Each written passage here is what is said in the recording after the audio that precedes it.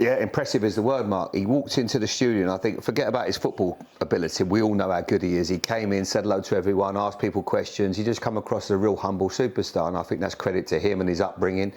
He was a real joy. We're just talking football. You can see he's a football obsessive. He loves the game and he's been born with so much talent. You know, I think he's a player that I just enjoy. I remember being here and I spoke to him about that Arsenal game, and I'd heard lots about him. He's had an interesting career. He hasn't always been on the up. You know, he moved from West Brom to Manchester City. Things didn't go as to plan. Then he had a couple of loans and went to Middlesbrough, and Michael Carrick got the best out of him, finds his way to Aston Villa. And obviously the rest is history, because now he's really enjoying it and playing great. Because if you looked at that early career, there wasn't really... I think he was 16 when he left from West Brom to Man City, so you could forget that bit. But it made him to a certain extent. You know, he got the opportunities. Lincoln loan went well. Bournemouth really didn't. Blackpool obviously got him starting to feel a bit better about himself. And in Middlesbrough, he worked with Michael Carrick, actually. Yeah, he didn't. Michael Carrick spoke so highly of him.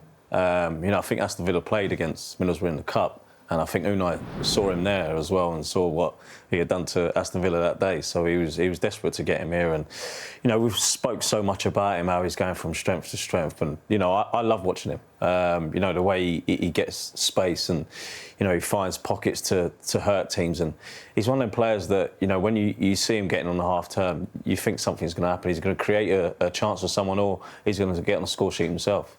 What did you make of his answer that he said to Jamie as well, of not wanting to be one-dimensional, of not wanting to have one thing where if somebody stopped it, they would then wonder, you know, that would take him out of the game? You know, I think he's clever, he's smart, he's got to work out different ways of where to find the space. And, you know, look, he's dropped so deep here. And he's got a great connection with Ollie Watkins as well. You see the pair, how well they work together, and, you know, just finding little spot pockets here. You know, you see, OK, you got a bit lucky there, but the finish is, you know, it's unbelievable. And, you know, there's going to be more teams where you know how Unai likes to play, and they've got that number 10 that comes in off the midfielders and to try and get that space. But, you know, he's going to have people on his back now, so he's got to move in different positions to get on the ball and to create. And, you know, he's doing that non-stop. I think it's a great... Not because I've done the interview with him, by the way, but for a young player to watch this interview, the full length, I think it shows you the ups and downs that footballers have and a bit of vulnerability that you get. Because at the start of the season, Morgan Rogers had a great season last season, and comes into this season, obviously they didn't start very well, 1-1 out of their first 5 games. He was getting criticised by his own fans. They were right on his case. He played one European game against Bologna here. He gave the ball away 29 times. And he said it was so difficult for him. His confidence was low. And that Burnley assist that the first one he spoke about, almost got his season going. Then he scored against Tottenham. But it was really good to hear somebody say, you know what? Because we all think about Premier League players as being like superstars. They never get down. But he said, I was on the floor with my confidence. I like to really fight hard to get myself going again. The manager's obviously a big help. The players around him. And right now, he's as good a midfield player as there is in the world because of what he can do. But he's had those other spells as well, hasn't he? You know, there may have been difficult spells whilst here at Villa, but you highlighted, you know, those 2 loan spells after he went to Lincoln. He did well at Lincoln, but then the next 2 were very underwhelming for him, and he had to bounce back from those. Yeah, and that's where you have to somehow get through that, you know, vulnerability that you have and adversity, and make sure that you've got the confidence to think, yeah, you know what, I am a good player.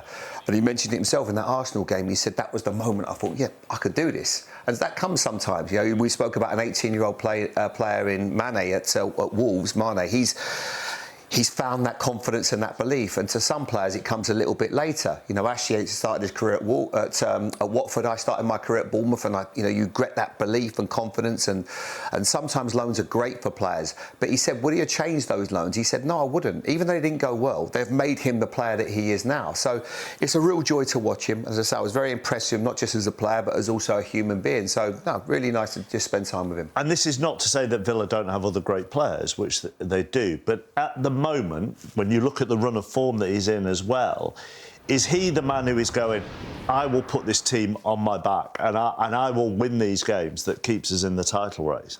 I think he started to show that, and I think that, you know, you look at the goals there and the assists, and, especially here at Villa Park. He's one of them players that looks like the confidence is just oozing from him. And when you've got a person in confidence like that, it spreads amongst the team. And like I say, the connection between him and Ollie Watkins has been fantastic. And that gives Ollie more confidence in front of goal as well. When you've got someone that's playing as a number 10 behind you, and is able to find them passes and slide you through on goal and give you them opportunities. It can only breed confidence throughout the team. And you looked at him then in the interview. He looked so humble. He looked so down to earth, and he just wants to do better. And he's got a great manager there that says to him, if he's not doing so well, he'll give him that confidence to go and keep doing as well as he can. So he's at a great place, and like I say, in world football right now as a number 10, I think he's right up there. Ashley mentions the manager. We had a conversation before you did the interview about what you could find out about what Unai Emery's secret is and what he does. And even after the interview, you texted me afterwards and went, I'm still not really sure what Unai Emery's secret is. Is that when he was a little bit like, when you hear people talk about Alex Ferguson, where he was sometimes getting to players and he'd be like, so half-time you think they're playing well. So I still, as I say, but it just feels like because you can't qualify it, can you? No, it's just something special that he obviously has. He obviously is a great... He plays mind games with the players, but he gets them to the moment where they feel so good about themselves. And sometimes, it's that stick and carrot, knowing how to treat each player. But he's obviously, like the boys say, he's obviously a genius, and he's got this Aston Villa team firing right now.